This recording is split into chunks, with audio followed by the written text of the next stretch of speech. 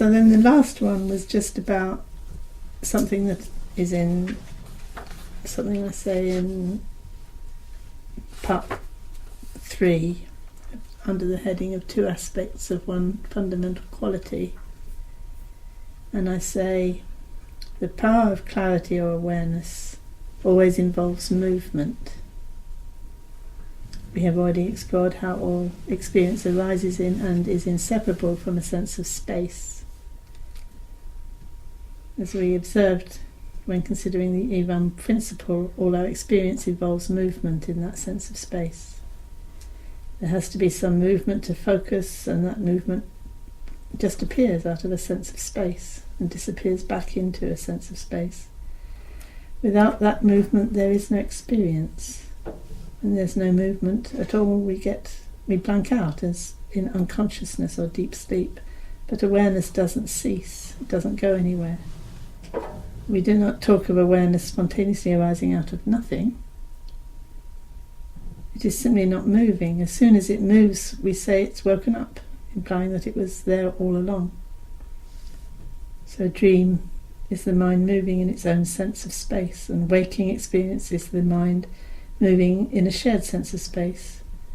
When there is awareness of the open, spacious nature of the mind, then the clarity moves freely and easily. When we have shied away from that openness and solidified the world, the movement of awareness is obstructed, and its clarity is what cuts through that solidity, returning to spaciousness. Seems I'm saying clarity as an aspect of awareness. Yes, that's me thinking about it. So on one level that's quite kind of an obvious thing, but at another level it's extremely profound, very, very profound. It's kind of obvious that when you're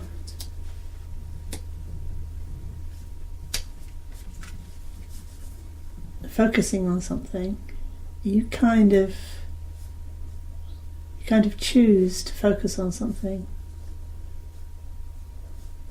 It's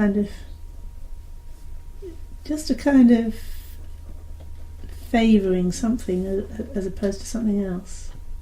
And if I'm going to say something or see something, I focus on that rather than something else. Vision or hearing or touching it. I can choose. And that's what I'm referring to as movement. And if you didn't do that, then there wouldn't be anything manifesting particularly to you. And as you do that, there's this kind of, it's almost like there's a moment before you solidify it, because you must have known something in order to choose it. But as soon as you've chosen it, it's very difficult not to have immediately made it into me and the object in a kind of rather fixed way. But just before it became fixed, that fixing came from something happening in awareness that wasn't fixed, but was actually tending towards maybe movement, or tending towards one thing rather than another, in response to whatever that was.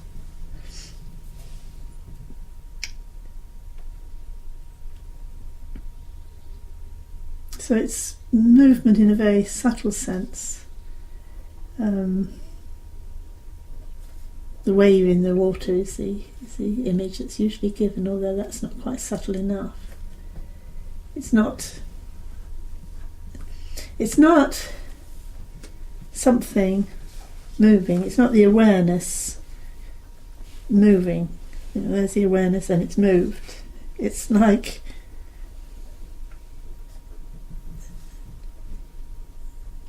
the closest you can get to describing it is it's moving within itself. But conceptually that has as many problems as anything else. But maybe again it could be a hint. An image might help, but it won't be complete. But it must be going on. Otherwise, how do you ever shift focus? How do you ever... how does awareness ever know anything? That must be happening.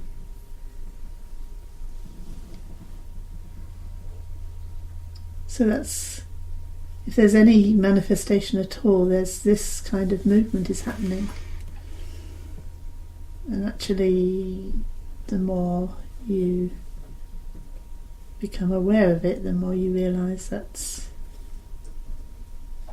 kind of movement is all there is happening, actually. The rest is sort of a clunky following on, but so quick we can't. But sometimes, and I often make this point, sometimes when we've trained to do something well, we can actually get to the place where, and using our body is a good example, we aren't actually conceptualizing as we respond. So if I want to move my hand, I don't conceptually think, I have an arm and I'm going to move it. I wouldn't know how to move it. But I think, oh, I want one of those. And somehow, just my choosing that, and because of my skill around, my sort of, I'm used to this body and what it does, I can just do it. And there was no problem about there being no concept. So, it's not that far away. It's just that we've compartmentalised it and we sort of think that exists somewhere, some places, and doesn't exist others. But actually that's all there is. That intuitive moving as... how did I do that? And if you do, if you do anything well, you kind of get into a non-conceptual space, and then it kind of flows from there.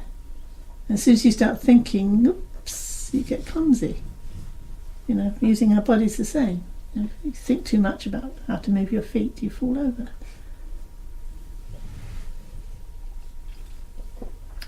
So we got lots of experience of it, but we don't realise the significance of it. That's the thing.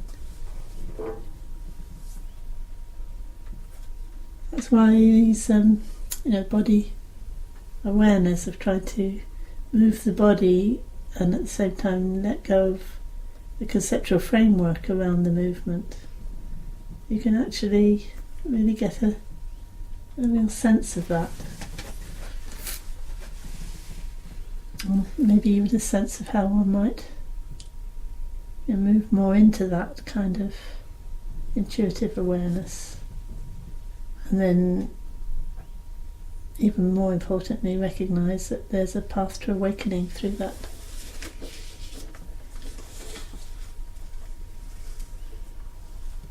Is that enough on that? Good. Okay.